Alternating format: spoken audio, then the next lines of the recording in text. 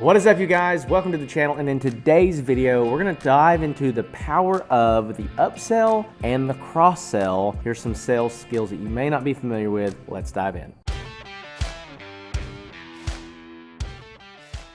All right, well, welcome back. As always, grateful for your time and your attention. And today I want to give you some more tools in your tool belt from a sales standpoint. Many of you are familiar with the concept of sales. Obviously, somebody wants something that you have to offer, but how do we maximize every sales conversation? We're going to do a couple videos, and in today's video, we're going to talk about the power of the upsell and the cross-sell. Okay, so first of all, we need to define what is an upsell and what is a cross-sell. Imagine that you're selling your standard product, okay? Well, an upsell would be something that is basically the same product but a better version of it. So I think about this of like you're buying a truck. You could buy the base model or you could buy the one with leather. For us, for example, an upsell would be, okay, you want to buy this table design. Instead of buying it in pine, let's buy it in oak. For just a little bit more money, you could get it in oak. It's going to increase the durability of the table. Is that something you'd be interested in? Or instead of oak, maybe maple or maybe walnut, right? And so an upsell is taking a product that you have that's a standardized product that you offer and offering a better version of it at a more premium price. And the key here is that you don't offer the upsell in direct correlation with how much more it costs you, but finding out ways to, to do something for $20 more but charge $100 more for it. That's how an upsell really ends up being a beneficial thing for you. That's kind of what an upsell is. The second thing is a cross-sell. So what is a cross-sell? Well, a cross-sell is selling related products to what they're buying. So if they're buying a table, offering chairs, offering a bench, offering a hutch,